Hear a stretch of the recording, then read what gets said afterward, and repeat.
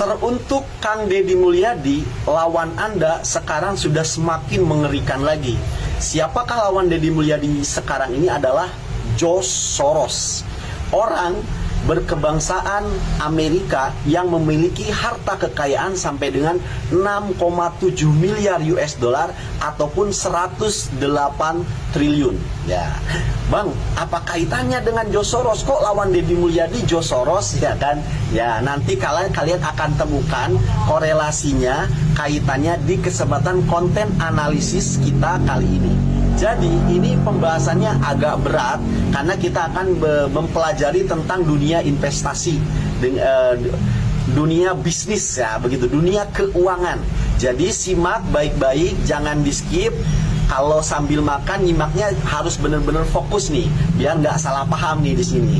Yo, oke, kita masuk ke pembahasan. Sebelumnya kita kenalan dulu nih dengan George Soros ini yang memiliki harta kekayaan sampai dengan 108 triliun. Dia ini adalah investor dari Amerika berkebangsaan, gitu ya. Nah, oke, kita masuk. George Soros di Indonesia ini punya kaki tangan, ya begitu loh. Salah satunya adalah satu, dia bergerak di bidang media, yaitu dia memiliki Tempo Media Group. Kemudian dia memiliki KBR, Kantor Berita Radio. Kemudian dia juga memiliki AJI, Aliansi Jurnalis Independen. Kemudian juga dia memiliki Mafindo, Masyarakat Anti Fitnah Indonesia. Itu kaki tangannya George Soros di Indonesia, ya, termasuk Tempo. Oke. Udah mulai kebuka kan kaitannya di mana dengan Deddy Mulyadi? Oke. Itu clue yang pertama. Kemudian yang selanjutnya, dia juga punya LBH, Lembaga Bantuan Hidup, yaitu The Gecko Project, platform jurnalisme investigasi yang fokus pada lingkungan dan korupsi. Nah, itulah kaki tangan George Soros di Indonesia itu. Kemudian, dari mana hasil kekayaan George Soros ini sampai dengan 108 triliun ini? Yaitu dari hedge fund, yang kedua dari investasi global, dan yang kedua dari filantropi. Pokoknya ini nggak jauh-jauh dari dunia investasi di saham, di obligasi, kemudian di keuangan, di mata uang, begitu loh. Nah, inilah hasil kekayaan George Soros. Lah, George Soros ini kenapa sih harus ikut-ikutan ngerecokin di kebijakan satu negara? Karena memang dia mencari kekayaannya itu dari situ. Inilah berikut negara-negara yang menjadi korbannya George Soros. Kita mulai dulu ya. Satu, Britania Raya tahun 1992 populer dengan istilah Black Wednesday. Caranya adalah dia mengeruk kekayaan dari Britania Raya itu dengan cara apa? Melakukan spekulasi besar-besaran terhadap mata uang pound sterling, memanfaatkan kelemahan mekanisme nilai tukar Eropa. Belum ngerti? Akan saya jelaskan nanti ya. Kita bacain dulu aja data-datanya dulu. Kemudian Thailand ini juga menjadi korban daripada George Soros. George Soros mengambil kelemahan dari Thailand ini dan dia bisa menjadi kaya raya. Thailand tahun 1997, yaitu menyerang mata uangnya baht setelah melihat kelemahan fundamental ekonomi di negara tersebut. Selanjutnya Malaysia tahun 1997 menyerang ringgit Malaysia dengan yang serupa seperti serangan dia terhadap Thailand. Nah, gitu kan. Selanjutnya Indonesia tahun 1997 sampai 1998, yaitu menyerang mata uang rupiah seperti yang dilakukan terhadap Thailand. Dari harga per dolar 2.400 menjadi 16.000 rupiah. Selanjutnya Rusia tahun 1998, yaitu menyerang hal yang serupa terhadap mata uang rubel. Kenapa dia bisa mengambil keuntungan dengan menyerang mata uang negara-negara tersebut dan negaranya anjlok, krisis moneter, tetapi keuntungan buat si siapa ini? Buat si George Soros ini. Yuk akan kita temukan jawabannya di konten analisis kita kali ini. Kita masuk kepada analogi. Oke? Jadi begini, saya pakai analogi yang sederhana bagaimana seorang George Soros kok dia ikut andil dalam satu kebijakan negara, ya kan? dia menempatkan antek-anteknya di sebuah negara itu, ya. Nah, kita ambil analoginya itu sebuah papan catur, oke?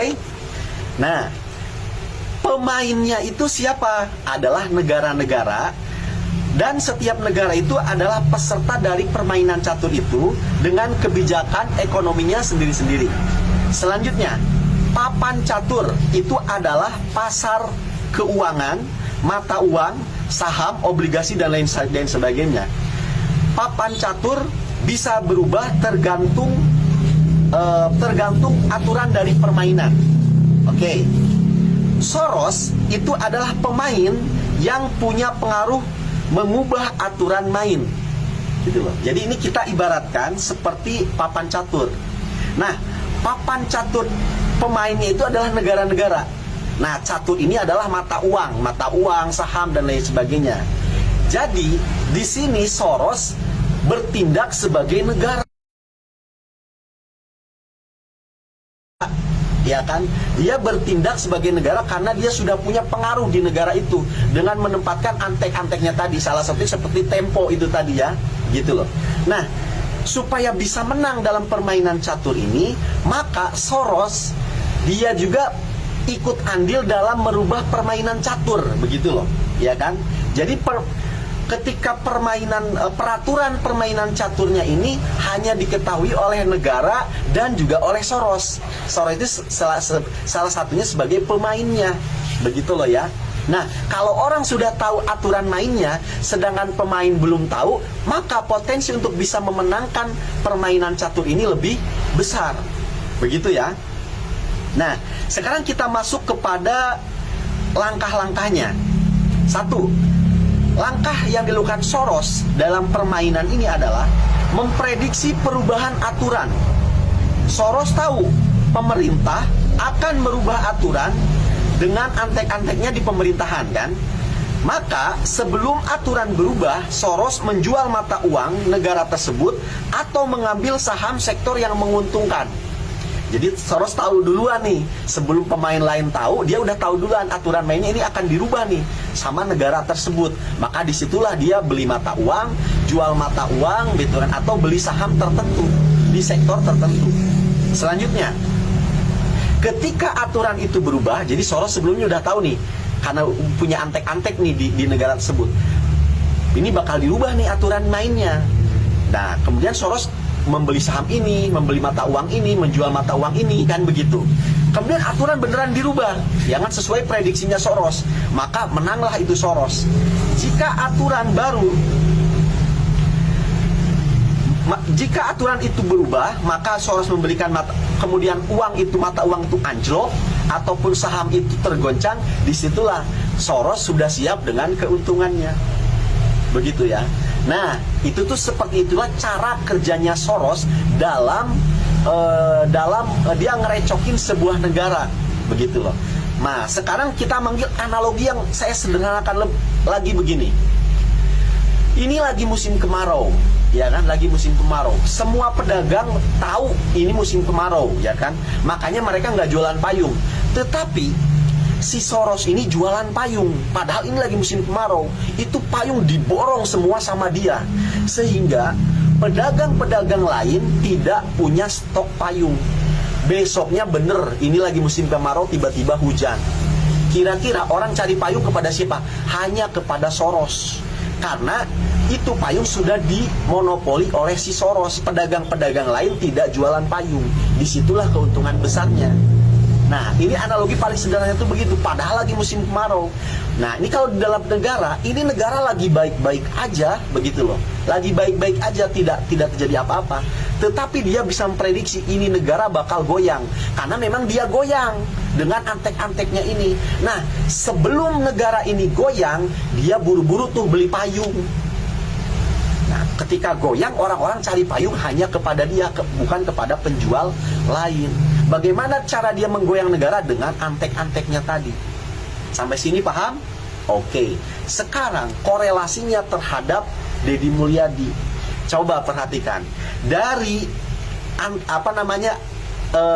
apa saja yang dimiliki oleh Soros di Indonesia, kaki tangannya salah satunya kan media, demokrasi, dan HAM.